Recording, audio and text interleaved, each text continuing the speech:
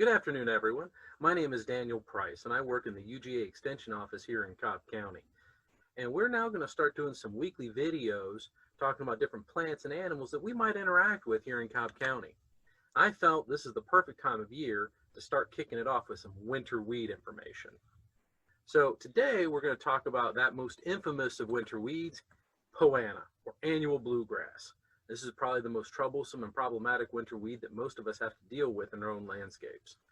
Now, when dealing with any weed issue at all, it's always good to get the best identification possible. And if you can't identify a weed, feel free to always bring a sample by our office to see if we can identify it. And if we can't, we can always send it off to our specialists as well. Now, for annual bluegrass, it has a couple of identifying factors to help you identify it. One is it's a bunch grass, so it grows very differently from our warm season grasses like centipede, zoysia, Bermuda, and it also has a light green hue, so it's going to look a little different than your tall fescues in color. It has a coarse leaf texture. You'll notice it's not quite as smooth as some of the turf grasses that we use, and one of the biggest and most prevalent identifying factors is you'll notice that it has multiple seed heads, and it produces those very low to the ground. Very unsightly, but it also makes it more problematic. So when you mow your lawn, you're flinging the seeds everywhere. Now, once identified, it's also kind of important to know how did it end up in your own yard. Some of the environmental factors that really attract or make a good condition for annual bluegrass is shade, compacted soil, poorly drained soil, and moist soil. And those last three, compacted soil, poorly drained, and moist, all go hand in hand. If you have compacted clay soil, that's going to be poorly drained, and as a result, especially during a rain event, it's going to be extremely moist and stay that way for a long period of time. Some of the cultural things that we kind of do that might encourage annual bluegrass to grow in our yard is frequent irrigation. So if you're watering multiple times a week, or if you're watering while it's also raining at the same time, or within the same week. Low mowing height, that can be an issue for warm season grass owners like zoysia owners and Bermuda grass owners, because if you're following your maintenance calendar from UGA, it actually gives you a recommended mowing height of 1 to 2 inches. High nitrogen applications.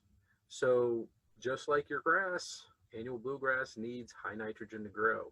And so if you're already got an annual bluegrass issue, if you're applying high nitrogen to grow your turf grass, you're also going to promote the growth of the weed as well. Some of the cultural things to also consider about annual bluegrass is it's not only an annual. Some of the species of annual bluegrass also happen to be a perennial despite the name. In fact, many of the species that end up as weeds in our own landscape happen to be perennial. They germinate in the late summer to early fall, and they'll grow and stay in a vegetative state throughout most of the winter. And then in the spring, you'll notice it start to produce all those seeds. And that's when it really stands out, and usually when most people start to really recognize that they have a major issue. It's also a bad time because that's when most people are mowing and spreading the issue. Now, when we talk about control, there's never one smoking gun or single control method that's just a quick fix for everything. In fact, there's usually going to be a combination of multiple methods and techniques to try to control any weed issue in your landscape. So cultural things to consider. Regular core aeration. Core aeration is extremely important for your turf grass anyway. It helps loosen the clay soil. It increases soil drainage.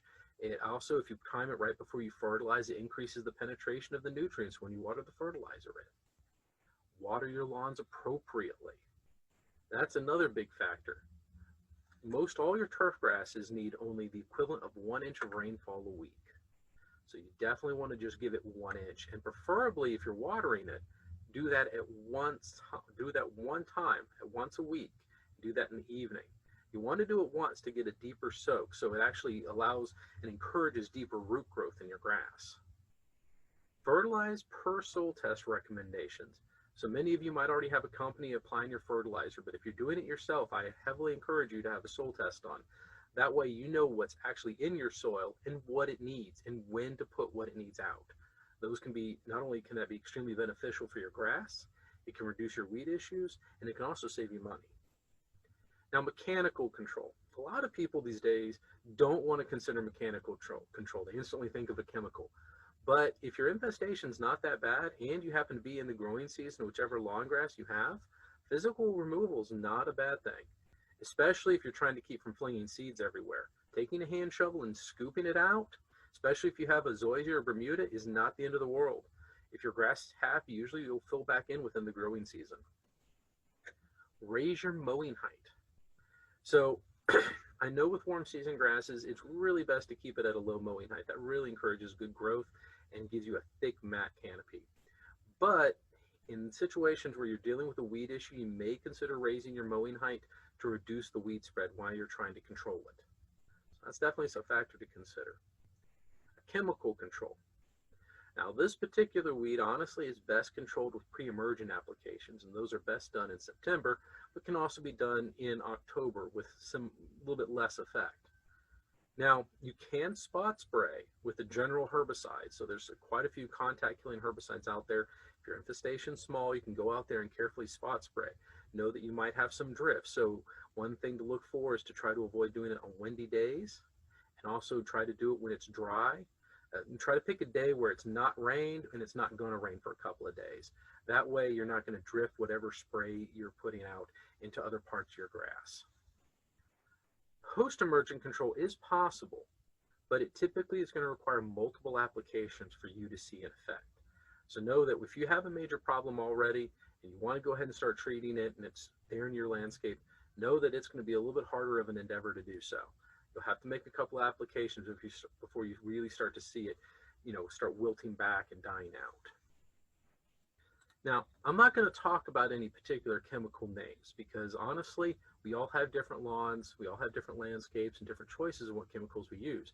Also, not every chemical can be used on every type of grass. But I strongly encourage you to check out this publication. It's called Annual Bluegrass Control Program for Georgia Lawns, and this is by Dr. Patrick McCullough. He's one of our weed science specialists at UGA. And this publication will not only outline a lot of the stuff I've talked about, but it goes much more in depth and also talks about the different chemical controls that you'll need to apply along with your cultural and mechanical based on the type of turf grass you have. Now, also I encourage you that if you have any additional questions, or if you're dealing with this weed in your own landscape and need some help designing a program to control it, please feel free to call our office at 770-528-4070. Or always feel free to stop by and visit us at 678 South Cobb Drive. Thank you, and you guys have a wonderful afternoon.